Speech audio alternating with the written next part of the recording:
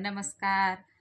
भूमिकास fashion designer या YouTube चॅनलमध्ये तुम्हा सर्वांचं अगदी मनापासून स्वागत. तर बघा म्हटलं आज चला व्हिडिओ काढू. तसं मी ठरवलं आहे म्हटलं आता रोजच व्हिडिओ काढायचा म्हणून. तर बघा मी ह्या ब्लाऊजची तुम्हाला आहे ना मला वाटतं कटिंग दाखवली होती. 38 छातीचं माप आहे. ह्या ब्लाऊजची कटिंग दाखवली होती. तर तो ब्लाऊज आता स्टिच करून झालेला आहे माझा. तर मग म्हटलं आता चला शिवून झालेला आहे. तर आता आपण त्याला आहे ना पूर्ण शिवून झाला. अशी लेस लावली फक्त. त्यांना डिझाईनचा गळा पाहिजे होता पण मग लेस म्हणजे जो काठाचा भाग आहे ना तो काही उरला नाही. खूप मोठा ब्लाऊज आहे तो उरला नाही. तर जेव्हा हुक लावले ना का तेव्हाच तो व्यवस्थित गळा दिसेल. तर हा बघा असा शिवलेला आहे मी, म्हणजे षटकोनी गळा शिवलेला आहे असा. तर असा उभा धरला ना का असंच दिसतो. तर मग ना बघा इतकी छान साडी आहे ना आणि ब्लाऊज पण खूप सुंदर आहे. तर जेव्हा आपण ब्लाऊज शिवतो ना तेव्हा हे बघा हे शोल्डर आता एका मैत्रिणीचा नेमका म्हणजे असं त्यांचा प्रॉब्लेम होता. जे नवीन शिकणारे असेल ना त्यांच्याकडं शिवला. तर त्यांचा असा प्रॉब्लेम होता की हे शोल्डर आहे ना हे एका साईडचा कमी बघू शकता हा. तर हा एका साईडचा कमी आणि एका साईडचा असा खूप मोठा होता. तर मग असं जरी थोडी छोटीची जरी चूक झाली ना तरी प्रॉब्लेम का होतं माहिती आहे का, अंगामध्ये व्यवस्थित ब्लाऊज बसत नाही. तर त्याच्यामुळं आहे ना कटिंग करताना कधी पण पूर्ण पार्ट बघून घ्यायचे. दोन्ही पार्ट बरोबर आहेत का नाही. कटोरी असो, मुंडा असो, पाठीचा भाग असो किंवा बाही असो, हे सगळे पार्ट ना व्यवस्थित बघून घ्यायचे. आता तुम्हाला इथं कुठं कमी जास्त काही दिसतंय का बघू शकता. एकदम प्रॉपरली जसेच्या तसे आलेला आहे. जर कटिंग आपली व्यवस्थित असणार, एक वेळेस तुम्हाला टिपा सरळ मारायला नाही जमणार. पण मग जर कटिंग जर व्यवस्थित असली ना तर जेव्हा तुम्ही स्टिच कराल ना तेव्हा हा ब्लाऊज तुमच्या कस्टमरला हा प्रॉपरली बसला पाहिजे. उद्देश एवढाच असतो की तो कस्टमर आपल्याकडं परत आला पाहिजे. म्हणून शिवताना किंवा कटिंग करताना व्यवस्थित काळजीपूर्वक फेस टू फेस पद्धतीने कटिंग करायची. तर मग म्हटलं चला आता तुमच्यासोबत थोड्याशा गप्पा पण मारू. आता दिवसभराचं तर हा तर ब्लाऊज आला शिवून. आता हा मला शिवायचा आहे असा. तर मग म्हटलं माझं कसं असतं, जेव्हा ब्लाऊज पूर्ण शिवून झाला का तेव्हा लगेच मी ब्लाऊजला हुक लावून घेत असते किंवा बटणं लावायचे असले तर मी बटणं पण लगेच लावून घेत असते. कारण कसं आहे गिऱ्हाईक आपण असं म्हणतो का थोड्या वेळानंतर लावल किंवा नंतर लावल, नंतर लावत असं म्हटलं ना तर ते राहून जातं. कारण बरेचसे रोजच्या रोज नवीन नवीन गिऱ्हाईकाचे कपडे येत असतात आपल्याकडं. त्याच्यामुळं मग लक्षात राहत नाही. कारण प्रत्येकाचे हे असे तारखेनुसार द्यायचे असतात ना. ह्या तारखेला ह्या कस्टमरचं द्यायचं आहे, पुढच्या तारखेला त्या कस्टमरचं. तर मग असं होत असतं. त्याच्यामुळं मग लगेच वेळच्या वेळेस कुठलंही काम पूर्ण केलं ना तर खूप फायद्याचं असतं. त्याच्यामुळे लगेचच्या लगेच कामं करत जायचे. आता म्हणजे 3-4 दिवसापासून मी आता थोडंसं रोजचे जरा सकाळचं जे आपलं घरातलं काम आहे ना ते लवकर उरकून आणि मशीनवर बसत असते. कारण दिवसेंदिवस खूप सारी गर्दी आपल्याकडं वाढत चाललेली आहे ब्लाऊजची. तर ते कसे प्रत्येक कस्टमरचे किंवा गिऱ्हाईकाचे वेळेत ब्लाऊज पूर्ण केलेले कधीही चांगले असतात. तर कारण असं असतं ना का जेव्हा आपण वेळेत त्यांचे ब्लाऊज पूर्ण करू ना तेव्हाच ते पुढच्या वेळेस आपल्याकडं म्हणजे परत येतील. आणि जर आपणच वेळेवर त्यांचं काम करून दिलं नाही तर मग ते पुढच्या वेळेस येताना थोडेसे ह्या करतील का नाही ह्या ताई उशिरा ब्लाऊज देतात म्हणून. त्याच्यामुळं मग वेळच्या वेळी लवकर पूर्ण ब्लाऊज करून द्यायचे. गर्दी तर खूपच आहे. आता अजून तरी लग्न सराईत आणखी सुरू पण नाही झाली पण मग असो आपलं काम टापटीप आहे, व्यवस्थित आहे. त्याच्यामुळं आपल्याकडं गिऱ्हाईक येतात. कस्टमरची वाढ झालेली आहे. आणि बऱ्याच मैत्रिणींचे म्हणजे असं असतं की अशी ब्लाऊज शिवायला जमतो पण मग असं कस्टमर येत नाही आमच्याकडं. तर तुम्हाला खरं सांगायचं म्हणजे जेव्हा आपल्याकडं कस्टमर कसे येतील हे जर करायचं असेल म्हणजे कस्टमर आपल्याकडं आले पाहिजे. जर असं तुमचा उद्देश असेल तर आपल्या कामात टापटीपणा ठेवा आणि वेळेत कामं पूर्ण करा. त्याचबरोबर जी आपली ब्लाऊज शिवण्याची जी टेक्निक आहे किंवा जी पद्धत आहे ती व्यवस्थित ठेवा.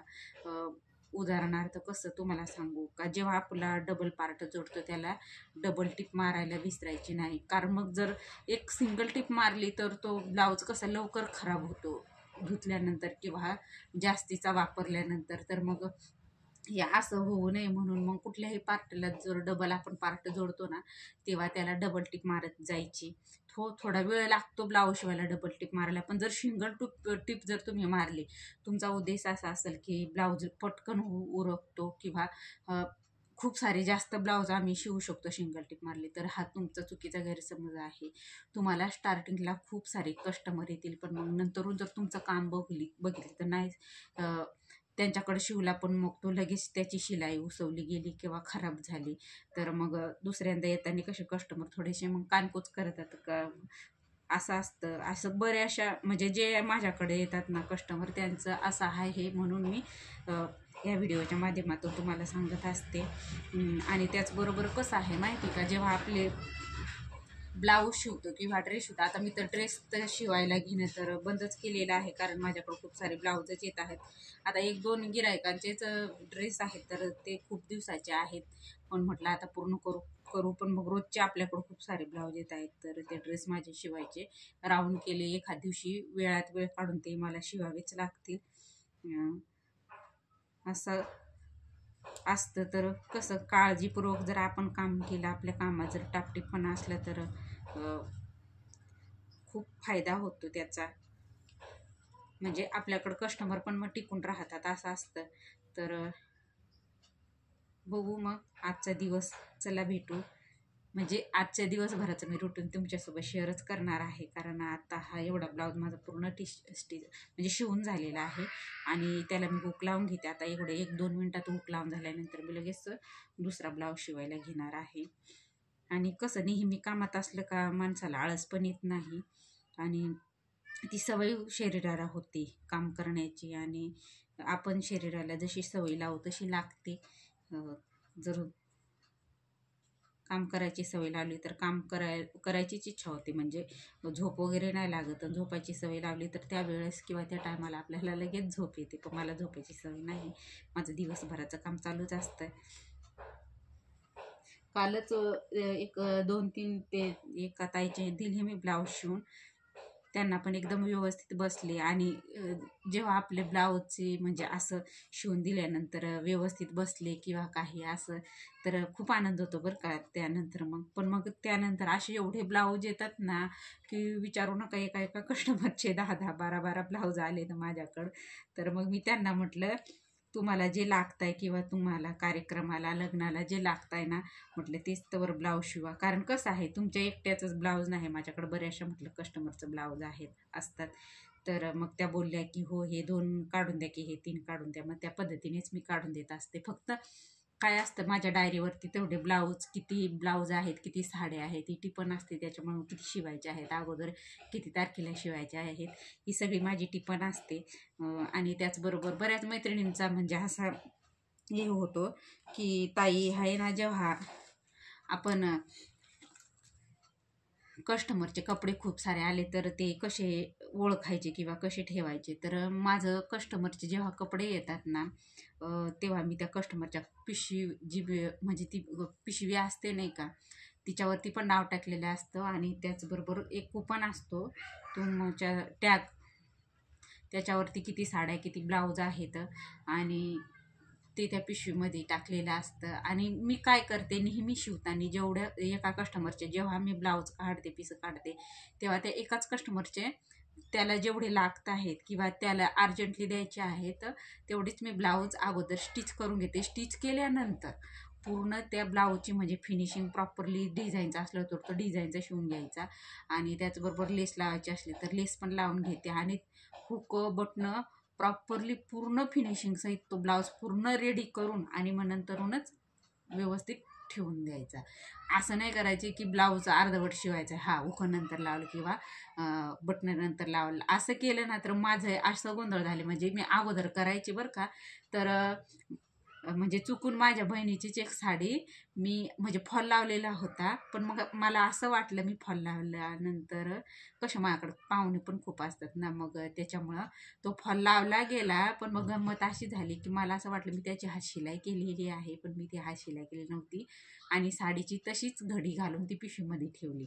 आणि म्हणजे ॲक्च्युली तिच्याकडं मी देऊन टाकली आणि ती जेव्हा देवदर्शनाला गेली तेव्हा की माझ्या साडीची हात शिलाई केली नव्हती अगं तू. म्हटलं असं होतं असं होतं. तेव्हापासनं मग मी काय करते, साडीला फॉल जरी लावला ना तरी फॉल लावून झाल्यानंतर लगेच त्या साडीची पूर्ण हात शिलाई करून ती त्या बॅगमध्ये ठेवून द्यायची. तसंच ब्लाऊजचं पण मग तसंच करते मी. हुकं लावून झाल्यानंतर पूर्ण हुकं फिटिंग वगैरे प्रॉपरली करून घ्यायची, कारण आपण जेव्हा माप घेतो ना तेव्हा फिटिंगचा माप हा आपण घेतच असतो. तर वही समोर माझी असते आणि वही समोर असल्यामुळं मग किती फिटिंग आहे काय आहे मी तुम्हाला जर फिटिंग कशी करायची हे जर समजत नसेल किंवा कशी करायची हे जर तुम्हाला बघायचं असेल तर मी व्हिडिओ अपलोड केलेला आहे, पण आता बरेचसे व्हिडिओ टाकलेले आहेत तर शोधायला टाईम लागेल. तुम्ही माझ्या चॅनलवरती जाऊन बघू शकता.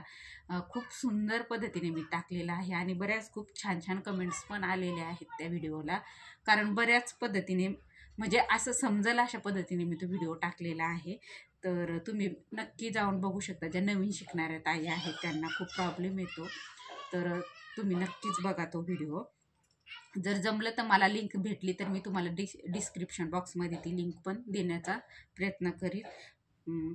तर मग चला, बोलता बोलता असा विषय निघत जातो. आणि बघा माझे हुक पण लावून झालेले आहेत. आता आपण आहे ना मग लगेच दुसरा ब्लाऊज स्टिच करायला घेऊ, कारण हे एकाच कस्टमरचे 2 ब्लाऊज आहेत. त्यांच्या साड्या आहे ना मी त्या कालच फॉल करून पिको फॉल करून हात शिलाई करून ठेवलेल्या आहेत आणि हे त्यांना 2 दिवसामध्ये द्यायचे आहेत. म्हणजे जेव्हा आल्या तेव्हा देऊ. त्यांनी सांगितलं ह्या तारखेला द्या, पण मग ते जेव्हा येतील तेव्हा मग म्हटलं रेडी करून ठेवलेले बरे, त्यांना वेळेस डबल चेक करू नको म्हणून. तर मग बघा ज्या अगोदरच्या तारखेनुसार आलेले ब्लाऊज आहेत तेच मी अगोदर म्हणजे असे कट करून आणि शिव राहिली. इथं मुलांचा खूप गर्दी आवाज येत असेल तुम्हाला व्हिडिओमध्ये. तर मग चला भेटूया पुढच्या व्हिडिओमध्ये. आत्ता आहे ना माझं म्हणजे बऱ्याचशा साड्या माझ्याच रात्री पण मी बऱ्याचशा फॉल वगैरे करून हात शिलाई केलेल्या आहेत साड्या. शक्यतो मी संध्याकाळी आहे ना फॉल लावून हात शिलाई करून घेते आणि दिवसभर संध्याकाळी जर काम उरकलं ना तर मग मी ब्लाऊज कटिंग करून ठेवते आणि दिवसभर मग आपलं शिवायचं काम असतं. कारण कटिंग केली ना तर मग ब्लाऊज शिवायला जास्त वेळ नाही लागत, तो पटकन होतो आपल्या स्पीडवाल्या मशनीवरती.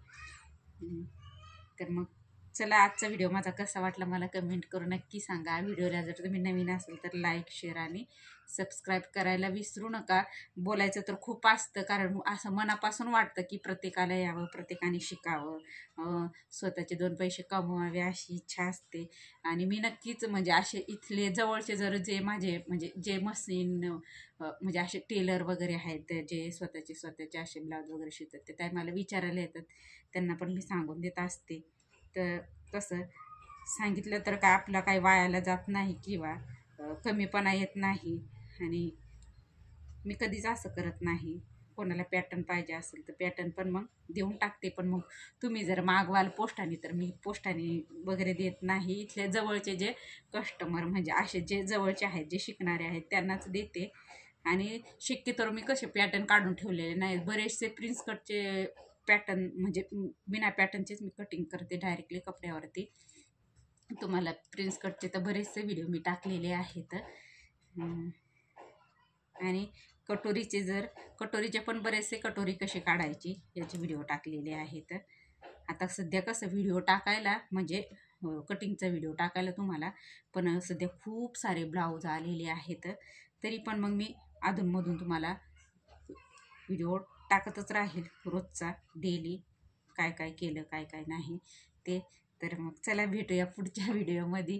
तोपर्यंत जे तुम्हाला येत नसेल त्याची प्रॅक्टिस करा. आणि शक्यतो काय करा माहिती आहे का, ब्लाऊज शिवताना तुम्ही शिलाईची जेवढी प्रॅक्टिस कराल तेवढी खूप महत्त्वाची. तुम्हाला लगेच ब्लाऊज शिवायला जमणार नाही. चुका प्रत्येकाकडून होत असतात आणि चुकल्याशिवाय शिकायला भेटत नाही. त्याच्यामुळं आहे ना कन्फर्मली आता तुम्हाला असं वाटेल का पहिल्या दिवसापासूनच प्रॉपरली आलं पाहिजे, असं होऊ नाही शकत. कारण ते आम्हाला पण नाही आलेलं आहे, आम्ही पण चुकता चुकता शिकलेलो आहेत. त्याच्यामुळं एवढं स्वतःला ह्या नाही समजायचं, कमी नाही समजायचं, शिकत राहायचं.